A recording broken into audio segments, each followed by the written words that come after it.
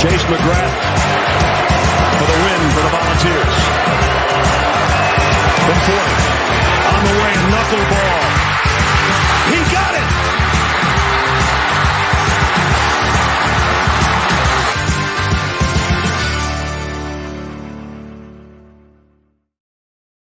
How is everybody doing? This is going to be the recap show. We're going to lay this out a little bit differently. I usually include the top 25 in this. I decided to make an extra video out of it because you could basically divide those up in two. I'm also either going to end up dividing my game previews into time slots or two if we continue to go that long on these. So hopefully those game previews can be a lot quicker. Even if it was successful, I do want to get information in a shorter amount of time. So what I want to do for you guys is just refer you guys to everything I got going on. If you want to catch me live here, and by the way, I'm sorry if there's any sort of background. We have extra dogs here because there's a family situation that transpired, but everything's okay. Everybody's all right. Not an emergency, but a family situation nonetheless.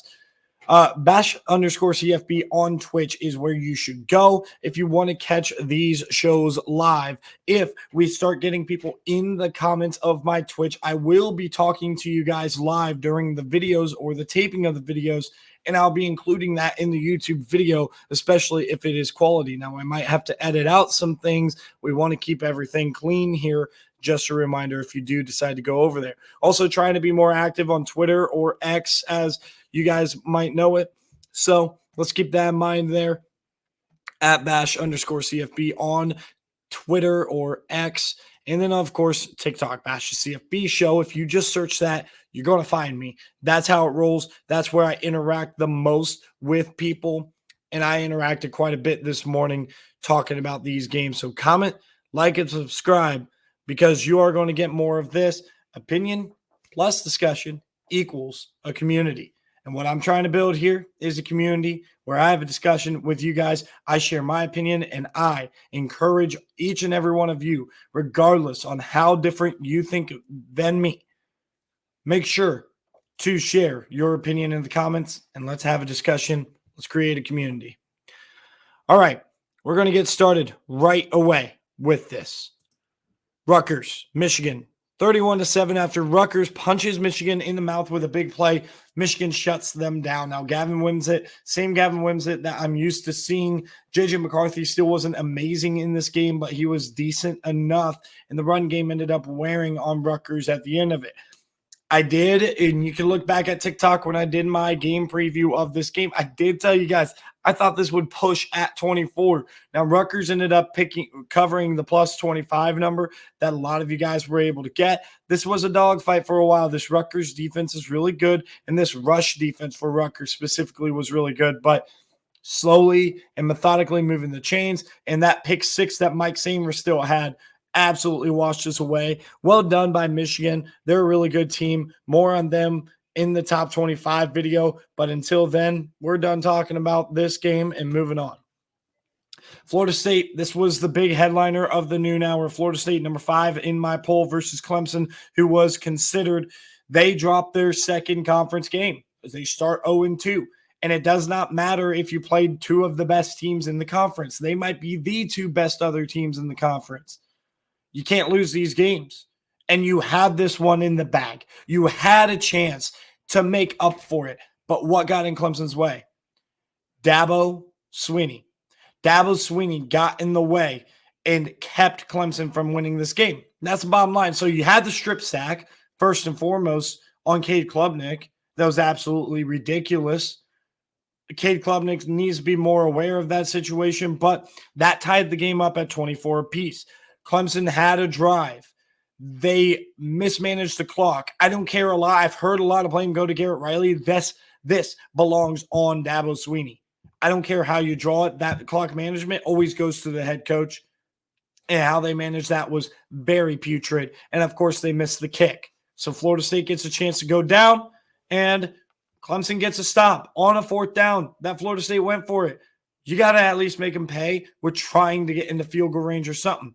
You run the ball. I'm like, okay. But then they get the first down on that run play, and you just run out the half when you're in plus territory. or close to it. You're close to midfield. You're telling me Cade Klubnik can't throw the ball to the end zone? What's the worst thing that's going to happen? Well, I'm sure it's not any worse than getting outlasted and beat in overtime. Great catch by Keon Coleman in the end zone. But you get beat in overtime, and it's all due to coaching. Mismanagement, at the end of the day, is the name of the game for Clemson. They lost because of coaching in the Duke game. They lost because of coaching here. Dabo Swinney, he's 0-2 in conference play, and he deserves that. And they don't deserve to be considered towards the top. You had fools like me and like CF Budge on TikTok believing that you guys were going to turn a corner because of Garrett Riley and because you have so much talent. Well, that talent was displayed today or yesterday against Florida State, and yet you still managed to find a way to lose because of bad coaching. I don't know what is up with Dabo Swinney. He has lost his touch, and it's in the same way that people claim, we'll talk about him, but claim that Nick Saban lost his touch. The only difference is Dabo is too stubborn to adjust, and it doesn't seem like Nick Saban is. No, it doesn't seem like it. He definitely is not. His actions speak louder than words. And the lack of the transfer portal to fill some key holes on your team, and then the lack of the ability to say, hey, this dude Garrett Riley has a completely different perspective than me. I'm going to let him run the show because clearly what he's doing is better than what I'm doing. Props to Florida State on a hard-fought win, but this was Clemson losing the game more than Florida State winning it, even though with another game that's talked about. We'll get to that in a little bit. Auburn 10, Texas A&M 27. First off, I hope Connor Wegman is all right. Max Johnson had to come into this game for Texas A&M, but they dominated from start to finish, it seemed like, but the scoreboard wasn't fully indicating that. They got up 6-0, and then they ended up kind of slowly pulling away from Auburn, ending up winning this game by 17 points. This Auburn offense is just not going to make it in the SEC. We saw this Texas A&M defense get lit up by Tyler Van Dyke in Miami. Does that say a lot about Texas A&M? On the defensive side of the ball, that they were able to kind of respond off of that performance and play their first conference game this way? It says a lot, but it also says a lot about Miami, the fact that their offense was so electric. Miami just had Temple this week. We'll talk about that with Walk That Line, but yeah, I mean, a good win for Texas A&M to kind of get started on the right note with SEC play, because when it comes to the big games, Texas A&M didn't get off to a hot start. This wasn't necessarily a huge game, but noon on ESPN, people are still tuning into that. Good win for the Aggies. West Kentucky, 24, Troy, 27. I deem this probably the biggest game when it comes to G5 football outside of maybe Coastal and Georgia State that happened on Thursday night. And, of course, Georgia State winning that game was huge for the shakeup of the Sun Belt East. Or Wyoming and App State, which we'll also talk about. But, yeah, this was a game that Troy controlled a lot more than 3 points. And at the end of the day, Western Kentucky technically covered. And there's a big reason I had it at 3 when I was thinking about locking it. But there's a big reason I left it off the locks. And it's because Western Kentucky has the capability of, like, scoring late and doing exactly this, getting a backdoor cover or getting a, backdoor push, essentially, with that 3 number. And I was like, this sounds like a game that Troy should be able to win and control, but Western Kentucky makes it close at the end, and that's exactly what happened. But Kamani Vidal could not be stopped, and Gunnar Watson responded after that James Madison game with absolute huge response and statement to the Sun Belt Conference. And with South Alabama, what happened to them against Central Michigan? Now you're looking at the Sun Belt West, and you're going like, well, that's now wide open, or really, that's now certainly Troy's to lose. It's wide open for Troy, and Troy's to lose at the end of the day. There is some competition, but Arkansas State beat Southern Miss, right? Arkansas State not projected to be towards the top. If anybody was a dark horse in the West, it's Southern Miss. Got to watch out now for Texas State, but Troy is the hands-down favorite right now to win the Sun Belt West. And the Sun Belt East is a jumble between Marshall, App State, if Coastal can get back in, and Georgia State. Yeah. And, of course, James Madison not being eligible there. For Western Kentucky, you probably needed this win for some momentum going into conference play. But the Conference USA should 100% be down to this. It's Western Kentucky, Liberty, meeting up in that conference championship game. That's what this conference should be. That's what it was predicted to be for most pundits in the preseason. Western Kentucky, we'll see how you can respond. You can't let yourself get let down probably more than once outside of that Liberty game that you're going to have later if you want to get that game in the conference championship. Colorado, blown out against Oregon. This could have been a lot worse for a lot of people who want to say, oh, this was somewhat disrespectful by Dan Lanning with the fake punt and da-da-da-da-da, which I'm not hearing all that stuff. They could have ran up the score. They didn't. They were up, 35-0 or whatever it was at the end of the half. This could have been a lot worse for Colorado, and this just showed the haves from the have-nots. And I had been saying it all week. I thought Oregon would dominate. A lot of people were singing the same tone as me, but a lot of other people, I don't want to, call anybody out and say that you're a casual fan if you believed in Colorado, but a lot of people were kind of ignoring the red flags with Colorado and just accepting that, oh, they got pretty good receivers like Xavier Weaver, Jimmy Horn. They're pretty solid. And, Shedeur Sanders is lighting it up. And it doesn't matter if those guys are really good. If you can't stop the run like they couldn't, Bucky Irving and Noah Whittington had everything they wanted. And they couldn't stop Troy Franklin either. They couldn't stop Bo Nix. They couldn't do anything. Oregon could do whatever they wanted. And the biggest pickup of the offseason that nobody's going to talk about in the transfer portal, that dude, Johnny Cornelius, moves people. He is a fantastic tackle, somebody we missed out on, somebody we hoped that we would get at Ohio State, and we didn't get him. It is what it is, but credit to Oregon with a massive, massive win in a blowout fashion at home in the Autzen Zoo, and Oregon probably one of the best teams in the country, and nobody's really given them the respect they really deserve, and they're the first team to expose Colorado. They covered the spread. We'll see what ends up happening going forward with both these teams. UCLA 7, Utah 14. I think a lot of growing pains has to come out of this for Dante Moore. I talked about this game saying this could be Dante Moore's breakout game. He has looked experienced, even though he's just a freshman. He has looked like an experienced player. He looks like a steady hand. That was fool's gold, and strength of schedule is the one thing I would change about when it comes to factoring in with walk that line. And if I would have factored in more the strength of schedule, that +4.5, +5.5 lock with walk that line, I would have definitely changed that and taken this one completely off the board, because UCLA just does not have that sample size of games, especially after Coastal Carolina ended up doing what they did. Now, granted, I'll give you this, like UCLA's defense showed up, and I am not impressed by Utah all that much still, but I got to give credit where credit's due. That secondary ended up locking up a lot more than I expected them to. But more importantly, that defensive line, it doesn't matter who gets hurt. It doesn't matter how shorthanded they are.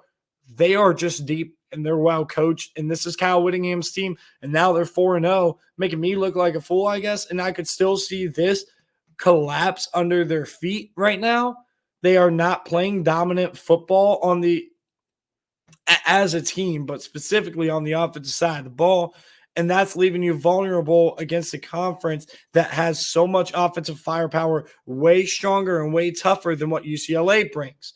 I mean, you're talking about teams like Washington, Oregon, Oregon State, Washington State, USC, who's proving to be Colorado, who's proven to be some teams that can give serious fits to defenses. We're going to have to see if Utah can A, get Cam Rising back and healthy. I bet you he's going to play in their next game. And B, if Utah's defense can really anchor them to another Pac-12 championship. I don't personally believe so, but they've proven me wrong to this point. I did not think they'd be 4-0 right now, and they've proven me wrong. And that's all I can say. So that number 25 next to their name, they're going to be much higher than that. I'm going to put a little bit more respect on Utah's name than I have been, even though I've been against the public opinion when it comes to Utah.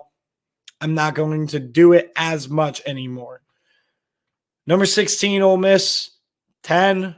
Number 13, Alabama, 24. I honestly really never had a doubt in my mind, especially after Alabama's defense really started taking over the game, that Alabama was going to win this game. It took some time for their offense to get clicking again, but they got clicking, and once they got clicking a little bit, they were able to pull away.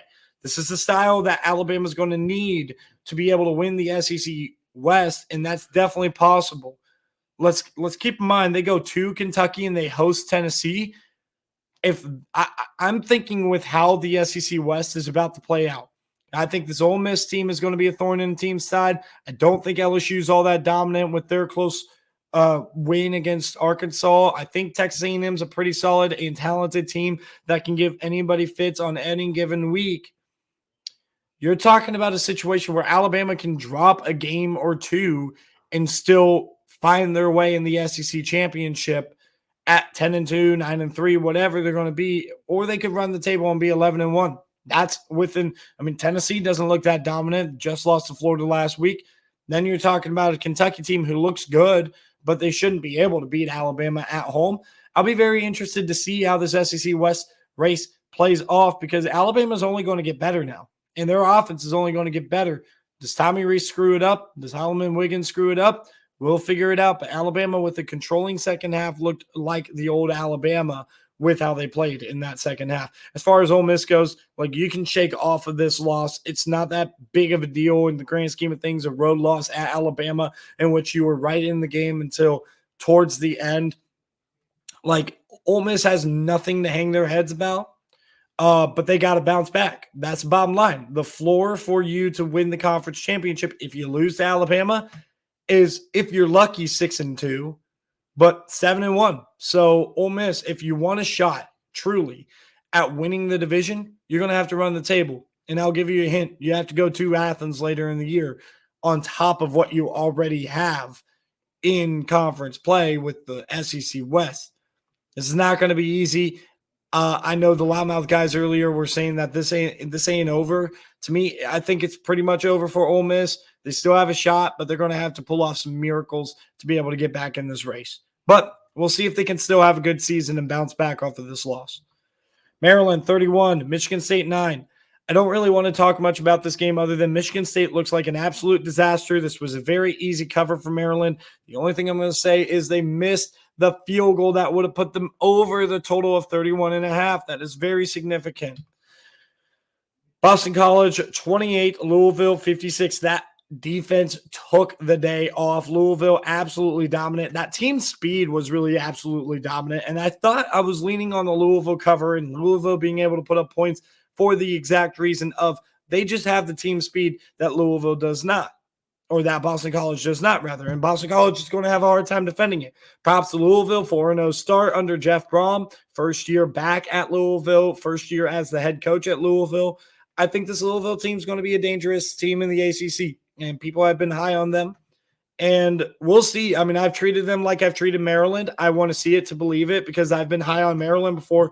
They've let me down. So Louisville, people are going to be high on you. You're going to be 4-0. I'm not buying big into your stock.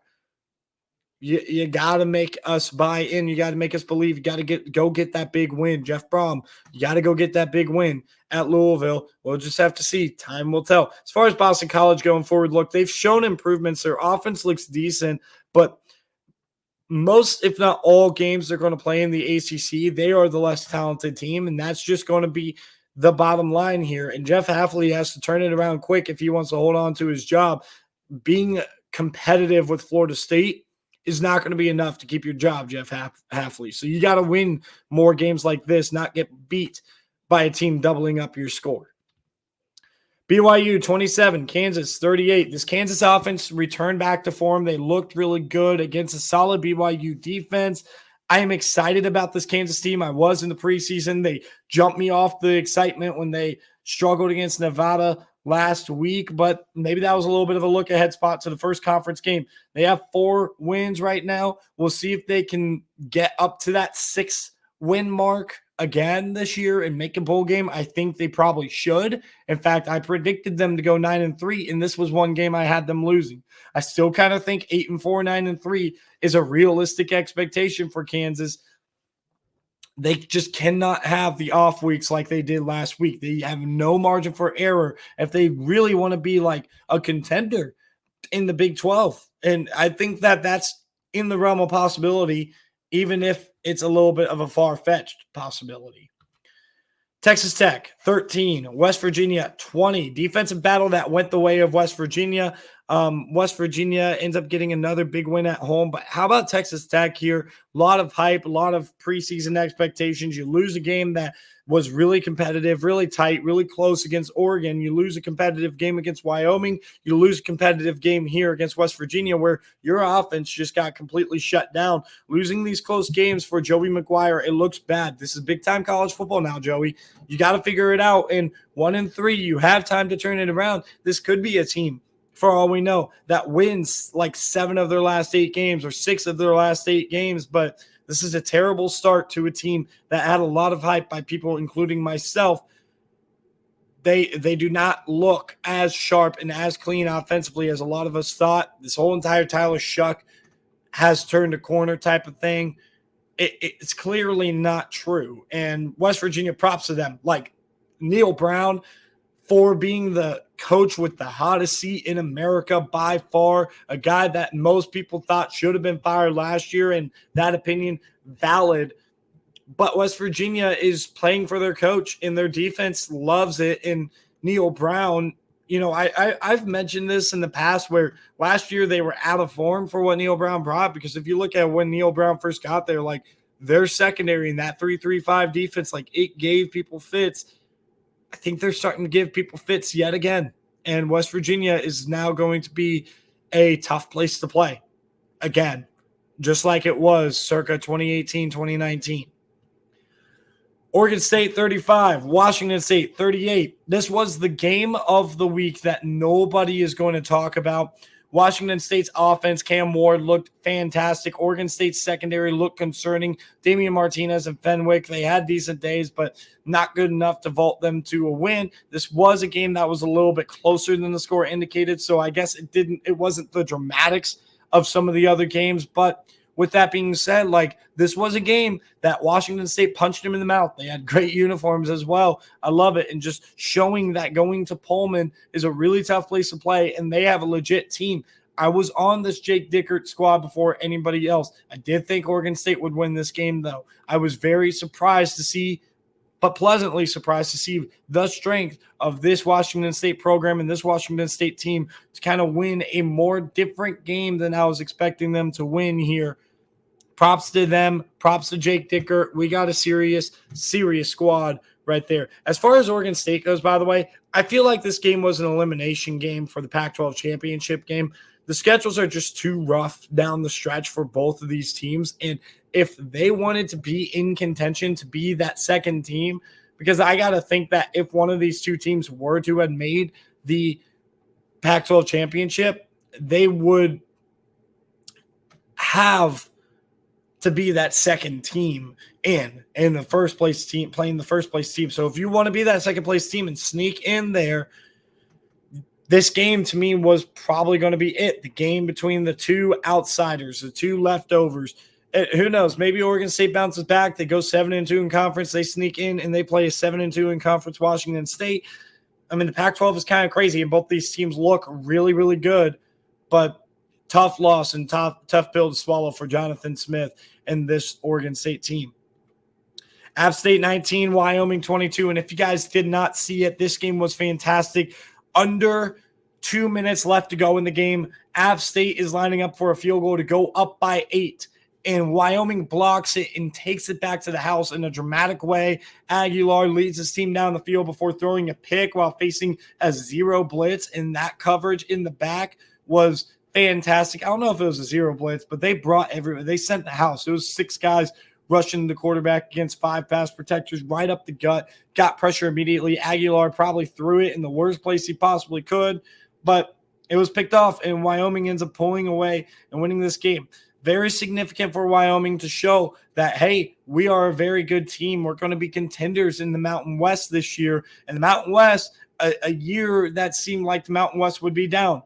They look like a really solid conference, and we'll talk about them in the top 25 video. But if you've seen Air Force and Fresno State, and then you've seen the out-of-conference play of San Jose State, even in some losses against Oregon State and USC, like this is a pretty solid conference in the G5 level.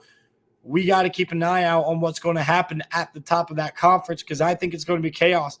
You have the wild card of Boise State. You have Wyoming, Fresno State, and Air Force. It'll be very interesting to see how this plays out. App State, I think they're still a good team, losing in overtime to North Carolina, losing on a block kick at Wyoming, a very good team like I just talked about. Like, why App State, to me, even if they're 2-2, they're better than I expected. And I said that in the preview, and I'm going to say it again. And this is a reason why I said I wouldn't play this game. I wouldn't say anything about this game because I think that this is going to go down to the wire. I think this is a really good game. And I did pick Wyoming thinking that the home field advantage would be the case. And a blocked field goal happened, and the home field advantage went kind of crazy right there. So, App State, you were this close to being able to pull this one off. But the good thing is for you to achieve all your goals and get to the Sun Belt Championship and win and compete in that conference, it's still there, and you can build off of this loss, especially on the offensive side of the ball that definitely struggled. By the way, they scored 4 field goals in this game. They had 1 touchdown. And was that? Thinking that was like a defensive touchdown. I could be misremembering that. Ohio State, Notre Dame, ain't no misremembering anything about this game. Oh, man. All right, breathe for a second. We're going to try to finish this up by the 40-minute mark. This is a long, long recap. Of course, it's going to be like that. Hopefully, these next couple of games are a little bit quicker. I just want to give you the quick synopsis because if you guys want to see a lot of my reaction, it is on TikTok. So go over to TikTok. Bash the CFB show. It's been below my name right here all day long. So go over and check it out to get more from this game. I told you guys, do not play this game. If you're going to play anything, play the under. Both of these defenses are legit. The first half, Ohio State's defense was locked down. Looked like the best defense in America. But the second half, I don't exactly know what happened. Soft coverage kind of does this to you. But also, I think it was complacency. I think it was being a little bit scared not to lose the game. You didn't want to allow the big play by being overly aggressive, like what happened against Michigan. And I felt like that's what Ohio State was trying to prevent, and that's why Notre Dame was able to slowly grind down the field. But that's, in a way, what worked out for Ohio State. They need to find the middle ground, though. They cannot let teams dink, dunk, and run the ball for 4 yards in a cloud of dust, 5 yards a carry on you in the second half of games, but they also cannot allow those big plays that they allowed against Michigan. So you got to find the middle ground between being the cautionary defense who's only aggressive when the game's on the line, especially against a team that you're more talented than as far as athletes on the perimeter goes. Like, never once was I worried that Notre Dame was going to break off a big game-changing play on offense. The only thing I was worried about was them doing what they did in the second half, which was slowly grind the ball down the field. And no, this narrative that Ohio State is soft is ridiculous. What happened in this game is they wanted to do the exact opposite of what they did against Michigan. And the ghosts of the Michigan loss haunted them and nearly lost them this game because Notre Dame dominated time of possession in the second half. The time of possession was very even in the first half, and then it was tilted completely in Notre Dame's favor in the second half. Ohio State had that Travion Henderson touchdown run, and then they had a couple of drives that ended up being long that they didn't get touchdowns with. Emeka Egbuka dropped one in the end zone, and then they got stuffed on a 4th and goal. But I'm going to tell you this right now. A soft football team does not stop the QB sneak on 4th and 1 in the third quarter that Ohio State stopped. I think it was the third quarter. They get a push. Sam Hartman has nowhere to go. He tries to bounce it outside, and he's just met with a loud thump by Lathan Ransom. This Ohio State defense played very well, but they were also very conservative when I felt like they probably should have kept putting the pressure on Notre Dame, making those receivers beat your corners. I also am going to tell you this.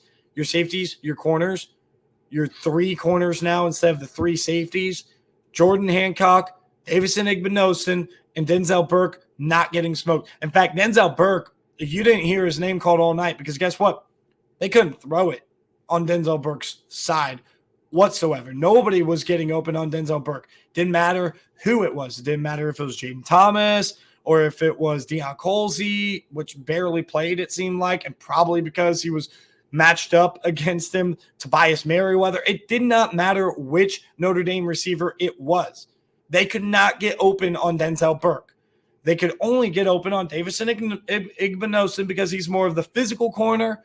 That's not as much of a lockdown man corner, but they targeted Igbinosun a lot, and he held his own. He allowed some, but he held his own.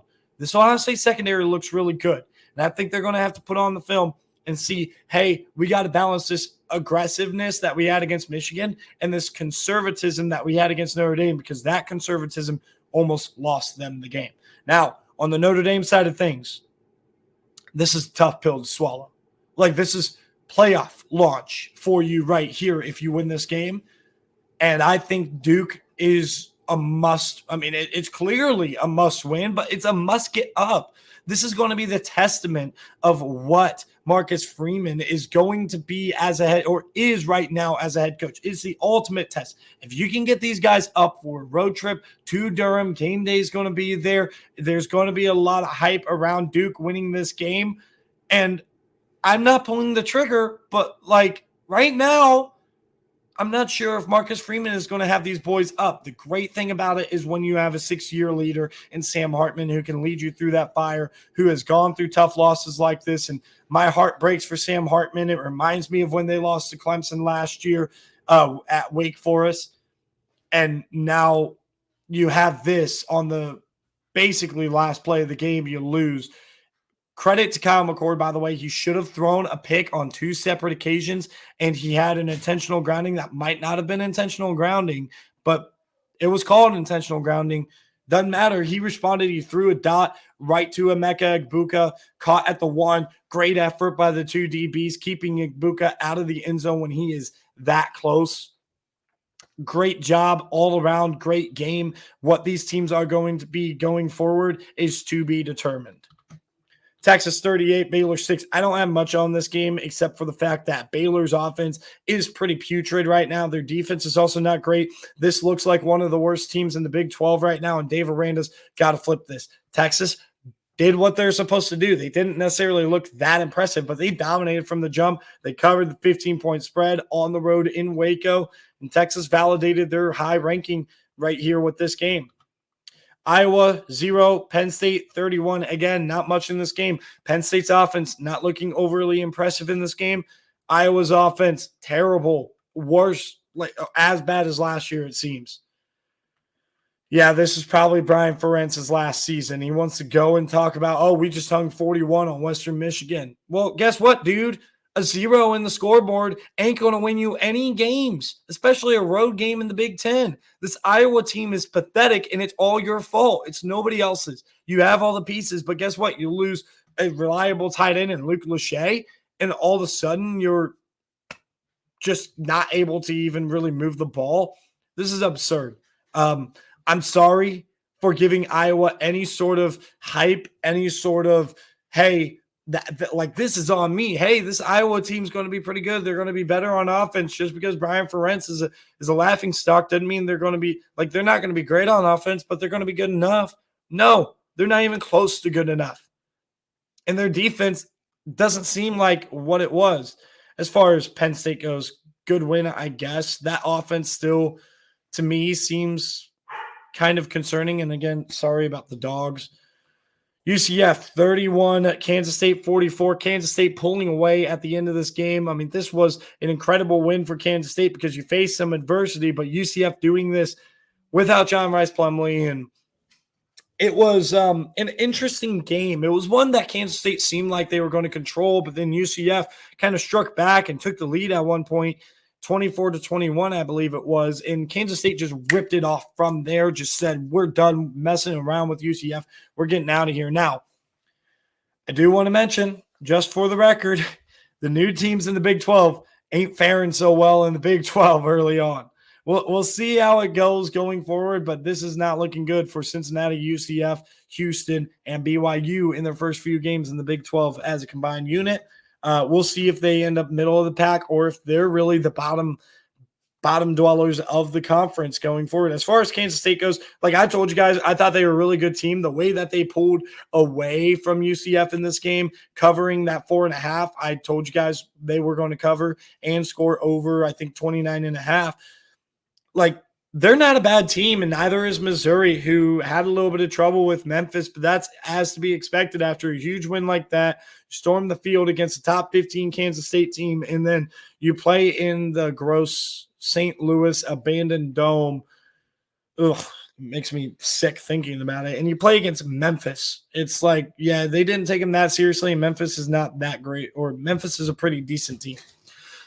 Couple more games here. USC's defense is still a concern, and I don't know why you guys didn't listen to me about this last week. They're going to move up in my rankings, but by default. I'm just warning you there with the top 25 video, like they're going to move up by default. But this Arizona State team is probably the worst team in the Pac-12, and for goodness sake, you made Scatabo not a bad player at all, but you made him look like an all-star. That touchdown run that he had where – was it Scatabo or was it somebody else? I might be misremembering who it was, but the two broken tackles, or rather the two missed tackles by USC down the sideline. Like, if you can't tackle him, at least get him out of bounds. And they couldn't do that. USC's defense is still pathetic. Caleb Williams is still fantastic. The receiving core is far from the best in the conference, let alone the country. Like, this USC team is going to be good. They're going to win 9 or 10 games. They might find their way winning 11 games, but I talked about it on TikTok. They had an early bye here. They don't have a bye again until they play that final they don't have a bye, pardon me, until that final week of the regular season, rivalry weekend. While everybody else is playing, USC is going to be off. This is pathetic. I mean, this defense is pathetic. It's not where it needs to be for even Colorado next week. And you're a 27-point favorite on the road at Colorado with a 9 a.m. local kick. Yeah, I'm not high on Colorado, but if that goes up to like 28 and a half, I might pull the trigger on Colorado because I don't know if USC is going to be able to stop them. California, 32. Washington, 59. But this is way closer than the score indicated, and I'm the guy who said I think Cal's going to give him problems. If you told me Cal was going to score 32, I would have been like, they might have upset Washington or came very close. Like, Cal scored a lot of garbage time points, and it looks bad on Washington's defense. This Washington defense is better than USC's, and you can tell. They dominated from the jump. This might be the most impressive team in America, but unfortunately, you have something called Georgia who gets the benefit of the doubt. Washington is really impressive, and this Cal team is very experienced. What you did to that defense, I don't know if that's going to be matched by anybody in the country when it comes to playing this Cal Golden Bear defense. I like Justin Wilcox. You losing like this does not help your case to keep your job, but it's a long season. We'll see what Cal does going forward, but Washington looks like the best team in the Pac-12 right now. They're just unstoppable, and their defense is not the best defense in the world. Don't get me wrong.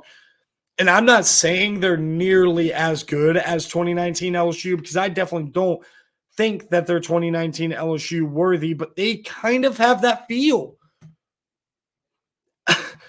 Jalen McMillan was out for this game, and they still were able to do this. Like, they kind of have that feel of, again, I'm not saying they are this. I'm not saying they are as talented, but for all the people saying that USC can do it because LSU didn't have an elite defense, Washington's defense is good enough in a similar fashion that LSU's defense was good enough, and their passing attack is unstoppable. 3 NFL receivers and an NFL arm distributing that ball. An experienced NFL arm at that. Like, again, I don't think they're as good as 2019 LSU. Don't take that the wrong way, but they give me that type of vibe right now. We'll see what happens when they get into big games. If they got that dog in them when they're going to be challenged. All right, walk that line. 21-25 heading into the week. Nebraska, I can't stand you right now. I hope you lose every Big Ten game. There is no reason you shouldn't have covered against Louisiana Tech. And they were up 28-7, and they went into a weather delay. I was like, just call the game, please. So really, I should have got this cover here, but Nebraska does what Nebraska does. Maryland held up their own. No sweat. Kentucky, no sweat. So we're 2-1 so far here, which moves us up to 23-26. Then here, Eastern Michigan, Jacksonville State, that was probably the easiest call of the week, not going to lie. Out of all the ones I got right, that was probably the easiest one. Like, I knew there was not going to be a lot of points scored. I had a feeling Jack State would pretty much control the pace of the game, and they did. This game was never really close, but it didn't really matter for me. The under hit with flying colors. UCLA did not cover. Again, that strength of schedule aspect needs to be factored in more. And Miami, congrats on covering against Temple. You won by 34. I also forgot to turn on the bottom line ticker this entire time. Whatever. South Alabama. What are we doing? Georgia Tech. Wake Forest. Surprised that over didn't hit. And I'm surprised that Oregon State Wazoo, that hit. Like, I'm surprised that Wake Forest's defense played as well as they did, because they probably should have lost like 58-16. Georgia Tech was a much better team in that game, and that wasn't really close, and it was in Wake Forest, by the way. So, by the way, we go 0-3 there. Yeah, that upset me. After going 2-1, 2-1, so we're 4-2 on the week. Oh, now we're 4-5. Great. Southern Miss.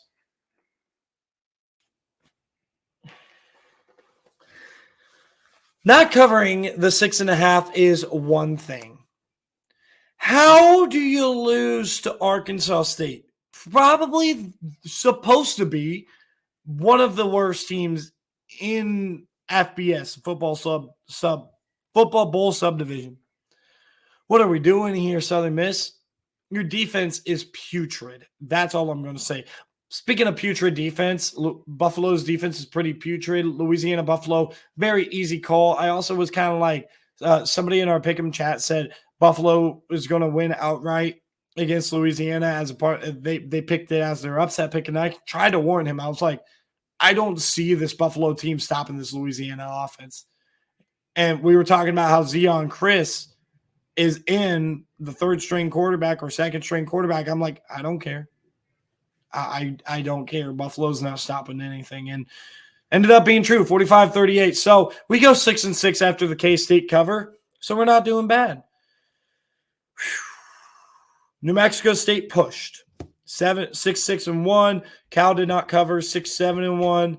Then we go 7-7-1 with this. And my gosh, the difference between 500 and not was a missed chip shot field goal in the Maryland-Michigan State game in the fourth quarter.